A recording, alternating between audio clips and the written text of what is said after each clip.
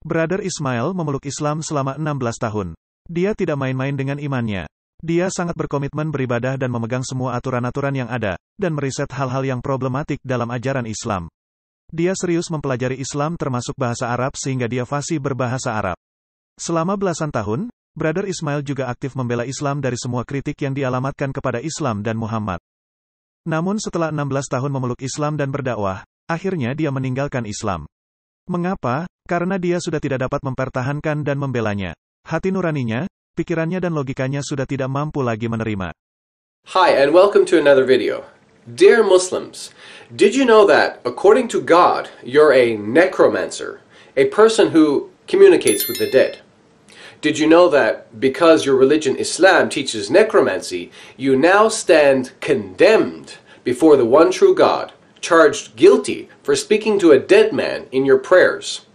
Before I prove this, by using your own Islamic sources, let us first read what the one true God says about this subject. Deuteronomy chapter 18 verses 10 to 12 says, "There must not be anyone among you who passes his son or daughter through fire, who practices divination, is a sign reader, fortune teller, sorcerer, or spellcaster, who converses with ghosts or spirits, or communicates with the dead. All who do these things are detestable to the Lord. It is on account of these detestable practices that the Lord your God is driving these nations out before you." So, dear Muslims, sadly, right now, because you engage in Islamic necromancy, God considers you guilty of this detestable sin. But don't despair. At the end of this video, I will tell you how you can change that. For now, I still need to prove to you Islam is a blasphemous, pagan religion which teaches you to communicate with a dead man. In Sahih al-Bukhari, Volume 1, Hadith number 831, Muhammad instructed you Muslims to pray directly to him as part of your 5 daily salah prayers. He said, Allah himself is as-salam, peace. And if any one of you prays, then he should say, At-tahiyyatu lillahi was-salawatu wat-tayyibatu. As-salamu alayka ayyuhan nabi wa rahmatullahi wa barakatuh. As-salamu alayna wa ala ibadillahi as-salihin. Which means, all the compliments, prayers, and good things are due to Allah. Peace be on you, O Prophet, meaning Muhammad, and Allah's mercy and blessings. Peace be on us and on the true pious slaves of Allah. Bisa kita baca di terjemahan Sahih Al-Bukhari bahasa Indonesia ini, yaitu hadis nomor 5762, Kitab Meminta Izin. Semoga keselamatan, rahmat, dan keberkahan tetap ada pada engkau wahai Nabi. As you can see, Muhammad made himself a central part of Islamic worship by commanding you Muslims to speak directly to him in prayer. In other words, Muhammad has made you do something detestable to God, because God forbids communication with the dead, as we saw in Deuteronomy chapter 18 verses 10 to 12. This, by the way, proves Muhammad is a false prophet. I'm sure you noticed the direct speech to Muhammad in the prayer. Let's read the Arabic again from right to left. As-salamu, the peace. Alay, upon. Ka, you. Ayyuhan nabi, O Prophet. As someone who was Muslim for 16 years, I can tell you from personal experience, this is what the majority of Muslims pray even today. They direct part of their salah prayer directly to the deceased Muhammad. But wait! It's not just in your 5 daily salah prayers where you Muslims speak directly to the dead Muhammad. It's in your other prayers too. For example, when you visit his grave, you speak directly to him also.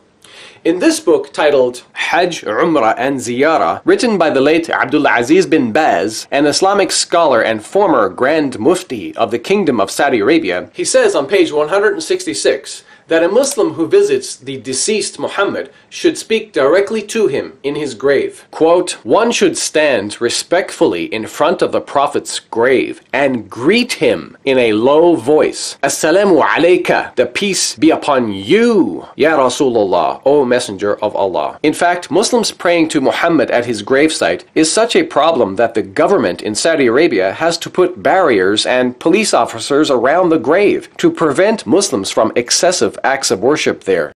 Mari kita baca dari terjemahan buku tersebut, yang berjudul, Haji, Umrah dan Ziarah, menurut Kitab dan Sunnah, di halaman 156 dan 157. Kemudian, setelah melakukan salat di Raudah, hendaknya ia menziarahi makam Nabi dan makam kedua sahabat beliau, Abu Bakar dan Umar. Hendaknya ia berdiri menghadap ke arah makam Nabi dengan sopan, dan merendahkan suara, kemudian mengucapkan salam kepada beliau-beliau. Semoga salam sejahtera, rahmat Allah dan keberkahan darinya, senantiasa terlimpah kepada engkau, wahai Rasulullah. Bukankah ini artinya, Islam mengajarkan untuk berkomunikasi dengan orang-orang yang sudah mati? And again, I can tell you this from personal experience. I used to live in Medina, Saudi Arabia. I was working there as an English teacher, so I used to regularly visit Muhammad's mosque and would often see Muslims crying, looking toward his grave and talking directly to him. In fact, I did the same many times. That's me approximately 16 years ago in front of Muhammad's mosque. In case you're wondering why I look a bit different there, I used to dye my beard dark brown to look more like Muhammad, but too much sunshine makes my hair turn very blonde. I say this because I'm sure there's going to be some Muslims claiming that's not me in the picture. Anyway, that's not important. So Muslims, once again, because of your Islamic necromancy, the Bible says you're sinning in a detestable way before God. But remember, I said I would tell you how you can change that. So here's what you need to do. Believe and repent to the one true God, the God of the Bible, the God of Abraham, Isaac, and Jacob. Repent from your Islamic necromancy and from all your sins. Also, you need to seek forgiveness. But because right now you're in a state of confusion and misguidance, you must ask the Father, God, to reveal the truth of His Son Jesus Christ to you.